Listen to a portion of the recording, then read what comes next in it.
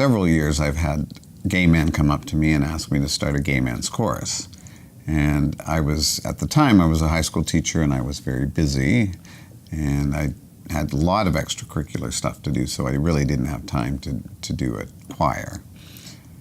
But I retired.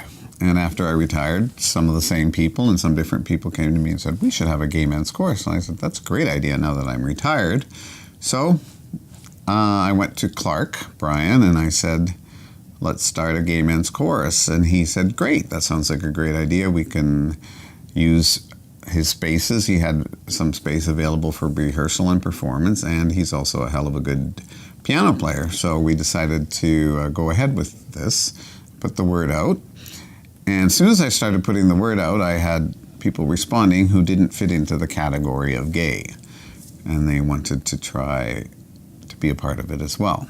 So we broadened the name and we called it Pride Men's Chorus. Show should be more pretty. Show should be more witty. Show should be more. What's the word? Gay. Exactly. I've sang in a lot of choirs, church choirs. I sang in the Fanshawe choir for a number of years, and I just enjoy singing. I think it affects the community in a really positive way. I think it's something that there was a vacancy there in the community, not only in the gay, but maybe the straight community as well. And it's something that we're adding to the general community in a way that other people just have never done before. And so it's kind of really a positive experience. It's kind of the highlight of my week.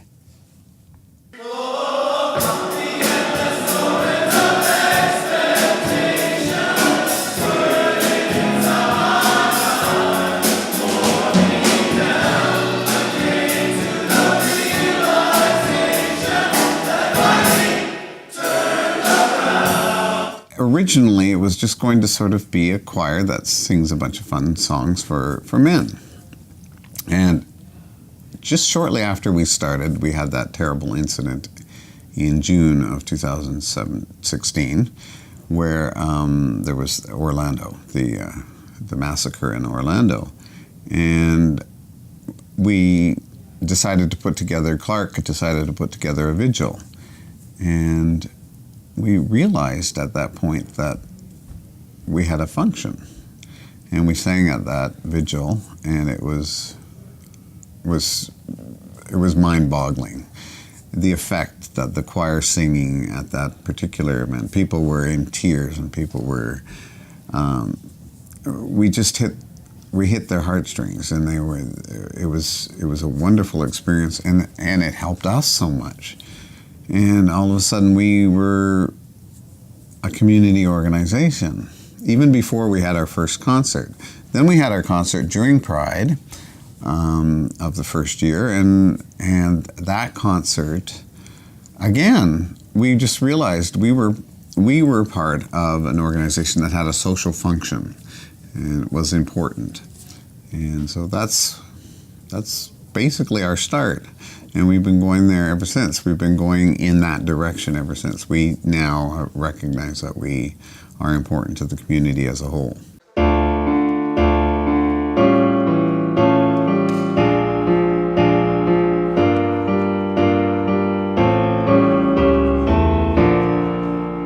The choir is very busy, relaxing, chilling here. This is the green room, and you should leave.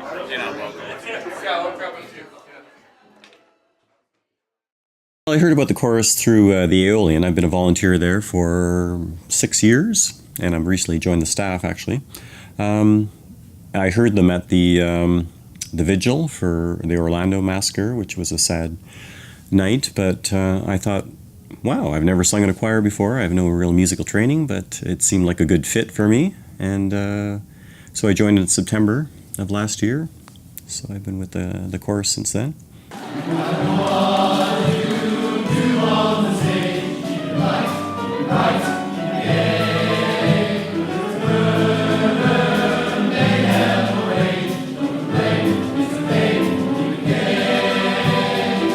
So I think the thing I'd like to start out talking about is the the meaning of the undertaking, having a Pride Men's Chorus as opposed to a Gay Men's Chorus, I think is really speaks to the amount of diversity that can happen in the community. So we're essentially someday wanting to be without a Pride Men's Chorus, that we've all evolved as a species to the point where we don't need to have these micro communities, or if we have them, it's more cultural than anything. It's not needed for the activism that I think is still a huge part of what we can accomplish with Pride Men's Chorus.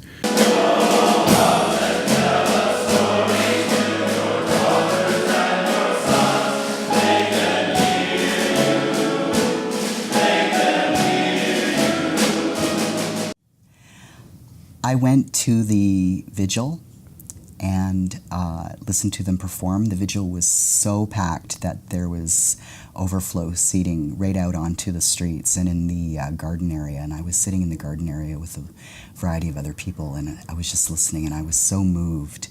And I had heard that this was their first performance, that they were pressed into service before they before their first planned performance was ready, and that they had only had a few weeks of practice. And I was so impressed with what they were able to do with that short period of time. I realized I really wanted to be a part of this. I met Rod. I had always been interested in the chorus, and I saw them in the summer at their first show. And I met Rod at karaoke, where I thought that I was a great singer, and Rod thought that he could make me better. And so I decided to go to rehearsals and see if I liked it. I had the time and the desire, and I think it's also was just one of those really important things that happen in the community. I've enjoyed pride choirs or gay men's choruses from other cities when I've seen them online and seen them in performances on TV, and I just thought it was a really great thing in London. I've always thought it's something that we could handle and sustain here, and was excited that it was working out. It is very important for the world to see that everyone is pretty much just like everyone else. When you're behind closed doors, you kind of heave a sigh of relief and go, nobody's seeing me right now, and I get to be me. Well, we're all just like that. And if you feel that way, everybody else does too. So relax and enjoy, and let us sing to you and enjoy it, because that's what we're here for.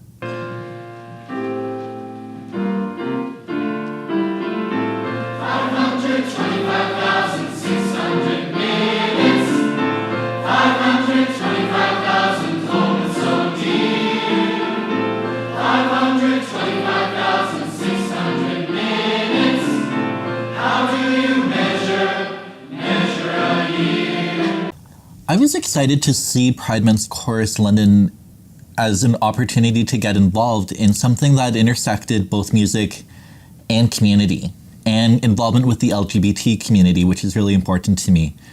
I think it was just an opportunity to get involved in meeting other men in such a social and educational and mentally stimulating way that really the bringing together of the music and the community was really exciting to me.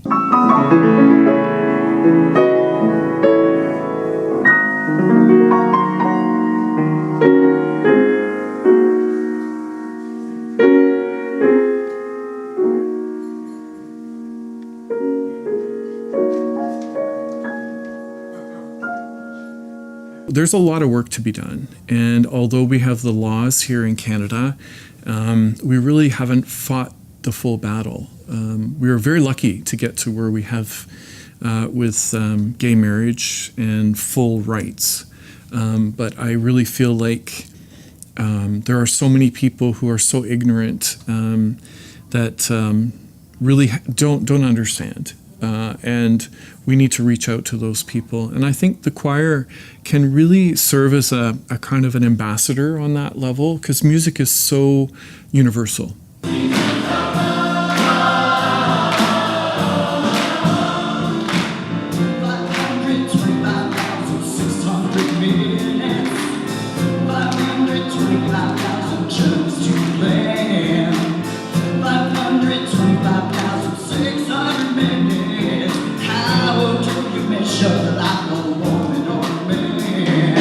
as a trans man, I identify as gay.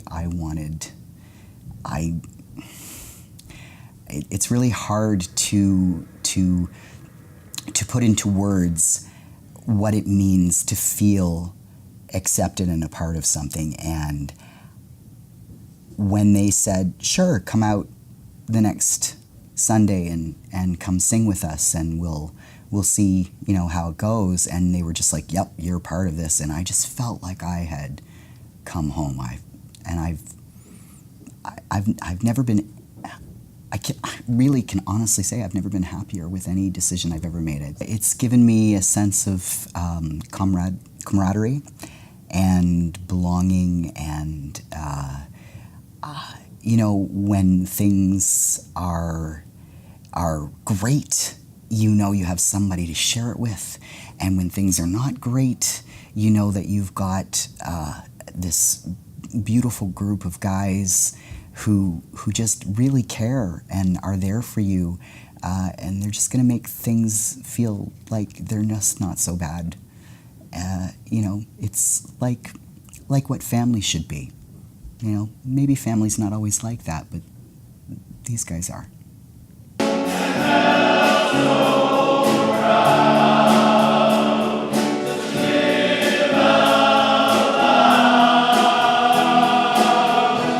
It makes me so proud to be a part of such a fine group of men who are contributing in such a positive way to reinforcing positive images about the LGBT community and about integrating and making us a really strong part of our community. I think it brings a livelihood and a love of life and a love of people and just so much pride in who we are and what we do. And I think that existed before, but not in the concentrated way it does now. One of the things I love is the fact that the choir is collaborating with the young people in our El Sistema program. So kids from ages 6 to 17 are singing with the choir, and children, and that intergenerational thing that can happen, I think is magical. And if we peel away at that a little bit, we have kids in the El Sistema program that don't have parents. They for whatever reason, they have no parents. And then we have gay men who came out, in the 70s and the 80s and were ostracized from their kids and their families. So imagine that ability to bring kids and men together with that kind of background and baggage, right? It's got to be something that's going to make a difference. And we've already heard that. We've already heard that, especially from the kids. They're really enjoying that experience. It definitely transcends age groups, which I think is also really fun. There's probably lots of people, both younger and older, that wouldn't necessarily have a chance or take the opportunity to socialize with each other and get to know each other. And I think that's been really exciting. Getting to know people in the chorus, for example, that had roots in history with Halo in London, and just sort of being, icons of the London scene of 20 or 30 years ago, I think is hugely important for me, and I think it should be for some of the other younger members too. At first I was afraid, I was petrified, kept thinking I could never live without you by my side. But then I spent so many nights thinking how you did me wrong, and I grew strong, and I learned how to get along. We've done anthems and things that also tell of the fights, the battles, the desire to live in a different world. Where everybody is accepted and nurtured. Be a part of that world, the world where, regardless of what you look like or who you love, let us entertain you and go out into the world and enjoy it.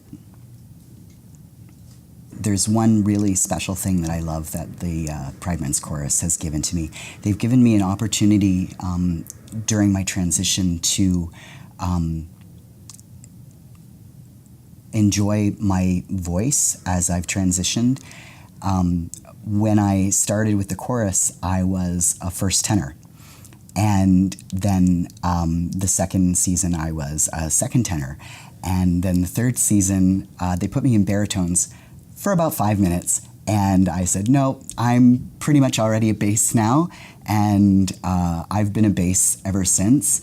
While I'm going through my transition, my voice has changed, and they have been very patient and loving and tolerant of how my voice has changed. And it's been great for me, because the best thing for me as my voice has changed has been to sing through the transition. I entered the chorus as a classically trained operatic soprano, but no longer able to sing anything like that. And they didn't care. I mean, pretty much there were frequently, a lot of fry with that moments while I was singing, and it was fine.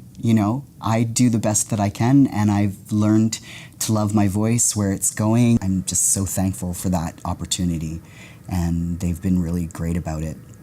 And hopefully one day I'll get back up to tenor, but what are you going to do?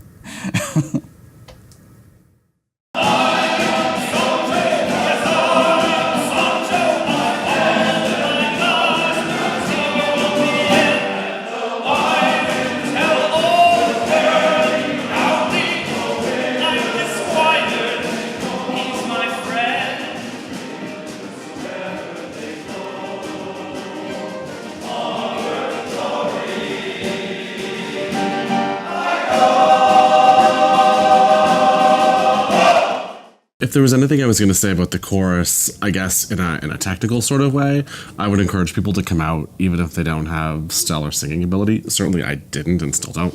And I don't think that you have to. It's not really what it's about. I think that one of the beautiful things about the chorus is you can be a mediocre singer in a sea of great voices and still have a positive impact and still play a part in the community. And I think that's more what it's about. And at the end of the day, the thing that's produced is beautiful. Both the music that we make and the group that we've developed together, I think, is two extraordinary things.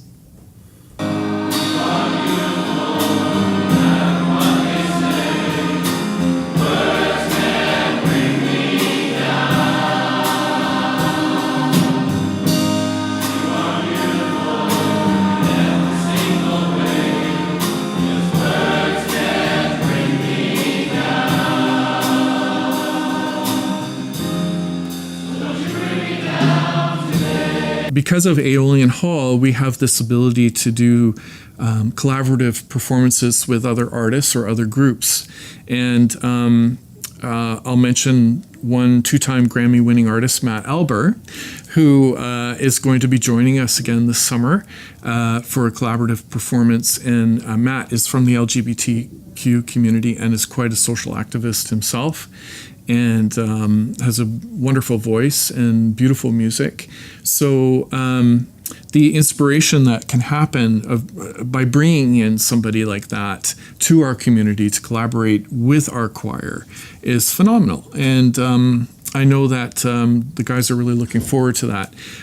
He'll also be collaborating with the El Sistema program, the kids. So again, just kind of bringing that all together, being able to choreograph experiences with the choir, I think is really phenomenal in terms of our potential. In many parts of the world, they're called gay men's choruses, where we've gone broader than that. But there are festivals of choruses, and I think it would be so fantastic for this conservatively branded city to have a festival of gay choruses someday.